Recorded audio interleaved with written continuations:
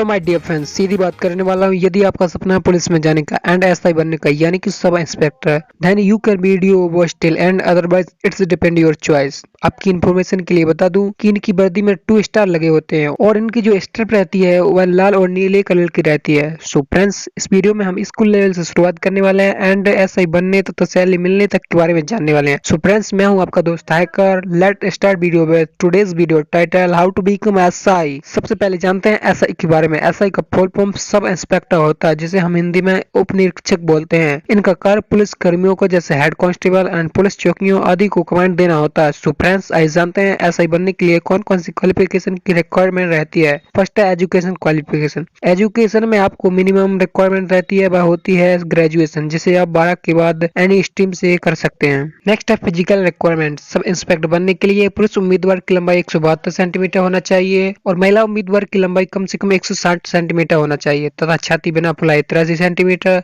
तथा फुलाने के बाद छाती 87 सेंटीमीटर होना चाहिए। इसके अलावा आरक्षित कैंडिडेट के लिए जैसे एससी, एसटी, ओबीसी के लिए कुछ छूट भी प्रदान की जाती है।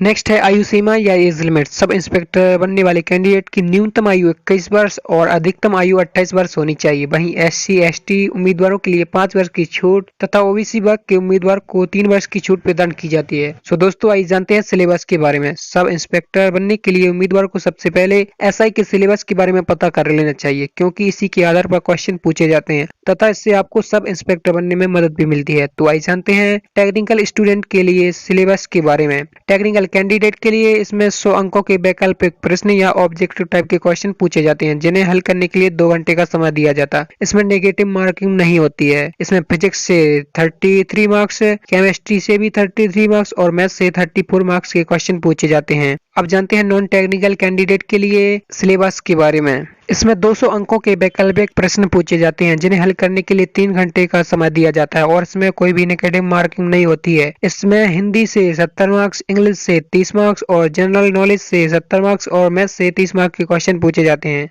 सो आइए जानते हैं सब इंस्पेक्टर के सिलेक्शन प्रोसेस के बारे में। सब इंस्पेक्टर बनने के लिए आपको कुछ एग्जाम और टेस्ट से गुजरना होता है। तो आइए जानते हैं। फर्स्ट है लिखित परीक्षा। सबसे पहले उम्मीदवार को एसआई रिटन एग्जाम के लिए बुलाया जाता है। कैंडिडेट इस एग्जाम को पास कर लेते हैं तब उनको अगली प्रोसेस के लिए बुलाया जाता है। नेक्स्ट है डॉक्यूमेंट वेरिफिकेशन। जब कैंडिडेट एसआई के रिटन एग्जाम में पास हो जाते हैं तब उन्हें डॉक्यूमेंट वेरिफिकेशन के लिए बुलाया जाता है। अब बात करते हैं शारीरिक परीक्षण के बारे में। डॉक्यूमेंट वेरिफिकेशन हो जाने के बाद कैंडिडेट को एसआई का फिजिकल एफिशिएंसी टेस्ट के लिए बुलाया जाता है। हर राज्य के उम्मीदवार की शारीरिक दक्षता टेस्ट मेल और फीमेल कैटेगरी के लिए अलग अलग होता है। हाइट, मेल के लिए हाइट है 167.5 सेंटीमीटर एंड चेस्ट होती है वो 21 से 86 सेंटीमीटर के बीच होती है एंड जो फीमेल के लिए हाइट है वह 152.4 सेंटीमीटर। फीमेल कैंडिडेट की ओनली हाइट ही मेजर की जाती है।